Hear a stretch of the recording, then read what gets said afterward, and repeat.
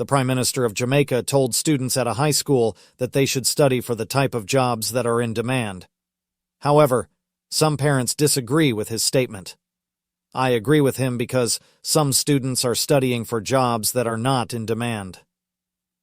Engineering is a good choice, especially mechanical engineering, as many companies are looking for mechanical engineers.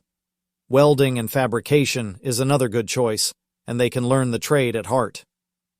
Civil engineering is also a good choice, as is millwrighting. It is best to learn a trade.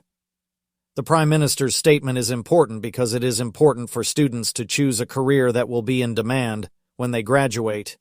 This will make it more likely that they will be able to find a job and start their careers off on the right foot.